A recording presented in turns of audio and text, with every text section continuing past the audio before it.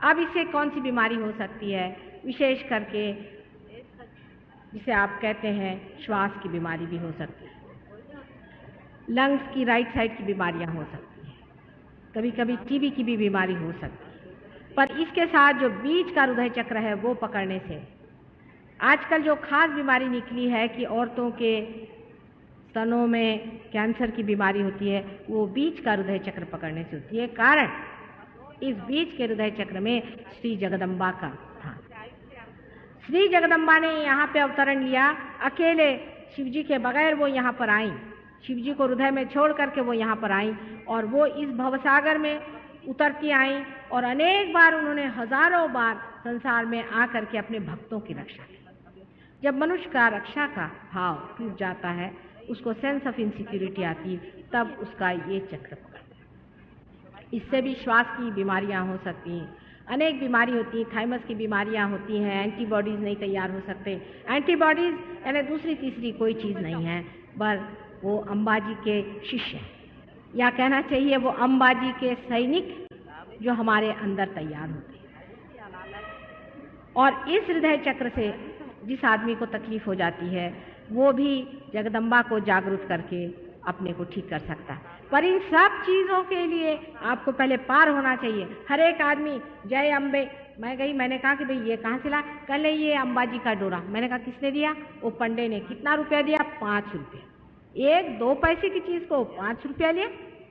और उनको कोई अथॉरिटी नहीं है, उनको कोई अधिकार नहीं है, अनधिकार चेष्टा कर रहे हैं। आपका अधिकार तभी होता है जब आप पार हो जाते हैं।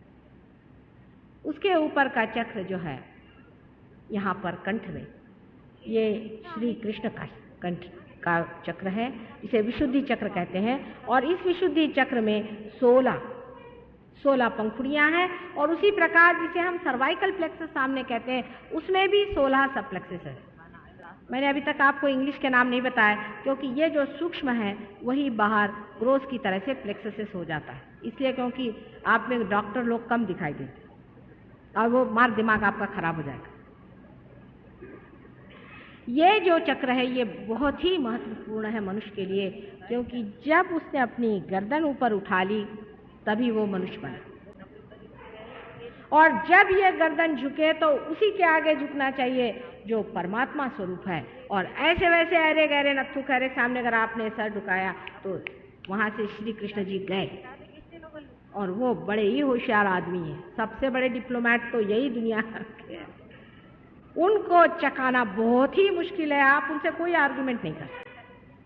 और ये अगर आपका गया तो आप गए, आपकी मान मर्यादा गई।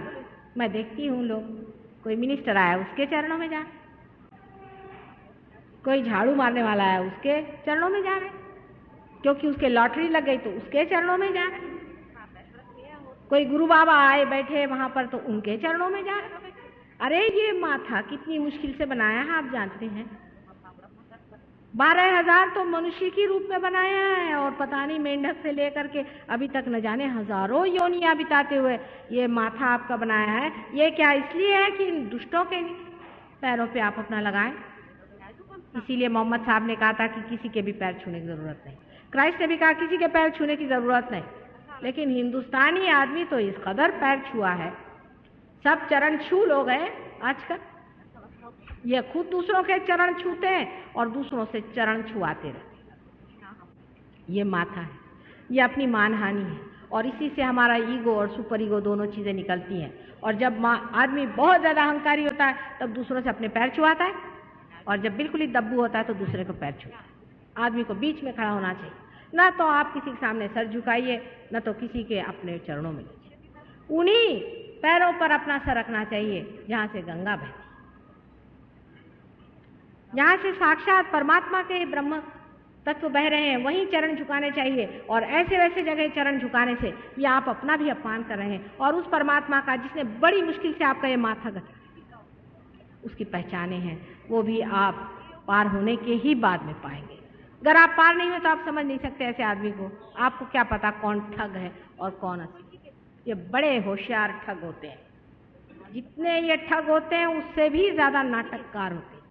इसलिए पहले पार हो जाइए, पार हो जाने के बाद में आप महसूस कर सकते हैं और आप समझ सकते हैं।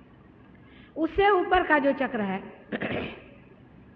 जो कि हमारे माथे में है, जिसे कि हम आज्ञा चक्र कहते हैं, जिसे बहुत लोग कहते हैं थर्ड आई और दुनिया भर की चीज। मैंने आपसे पहले ही बताया कि ईसा मसीह का चक्र है और उनकी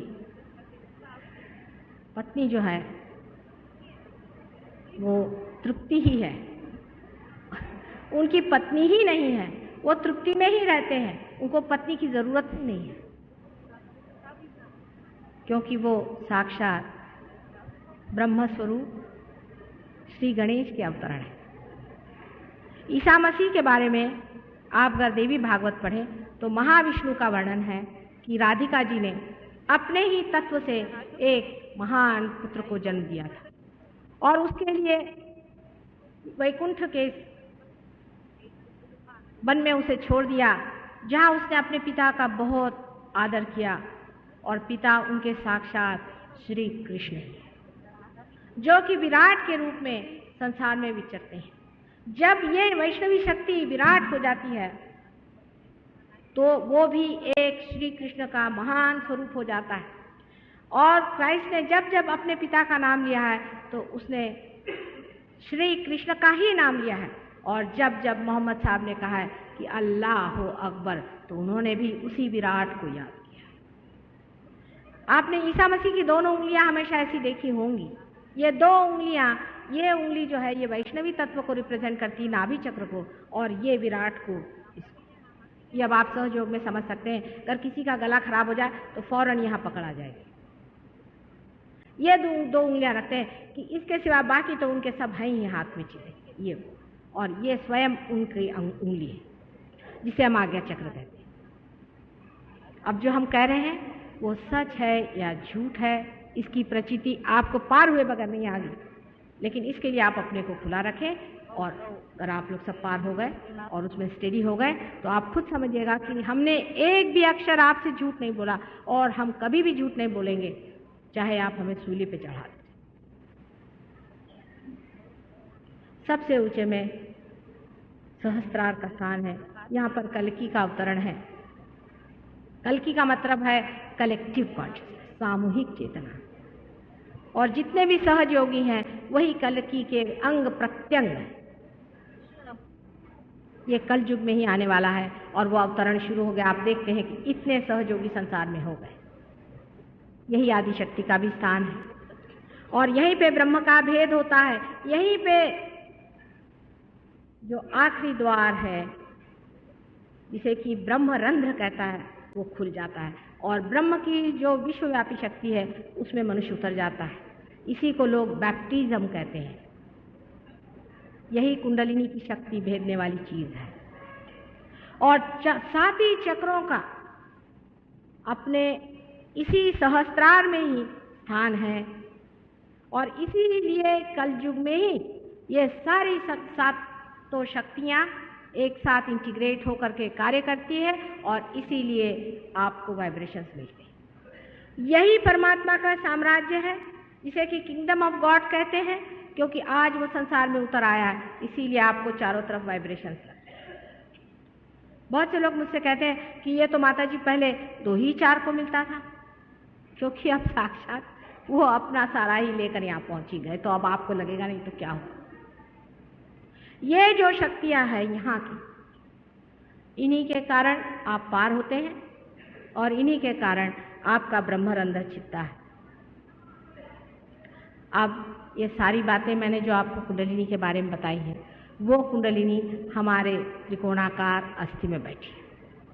वो अत्यंत सूक्ष्म है, वो आसानी से नहीं उठती है, लेकिन अगर कोई जानकार हो और जिसे वो जानती है अनादि काल से, जब वो जानती है कि ऐसी कोई चीज़ हमारे सामने खड़ी तो अकस्मात उठकर खड़ी हो जाती है। और इसीलिए ये सहज योग एकदम से जिसे जेट कुंडलिनी हो गई। जो पहले 1 आध 2 ही फूल इस बाग में खिलते थे, आज हजारों लोग इसमें पार हो रहे हैं और ये बिल्कुल सत्य है। सत्य को अपनाना चाहिए, आपको पाना चाहिए आपकी शक्ति, क्योंकि अनेक बार इसका वचन मिला था, अनेक बार कहा गया था कि इसे आप पाइएगा। मंदिरों में, मस्जिदों में, चर्चों में जाकर आपने मांगा था कि हमारी नैया करो पार, और जब होने का समय आया तो इसे लीजिए आप और इसको मौज से लीजिए और आराम से लीजिए। ये आप ही के लिए सारी सृष्टि बनाई गई है, ये सारा क्रिएशन आप ही के लिए है, ये सब कुछ आप ही के बाप का है। इसे आप इस्तेमाल करें और इसमें रममाण हो, इसमें रमण करें और इसमें रजें आराम से। बहुत बहुत आपका धन्यवाद होगा।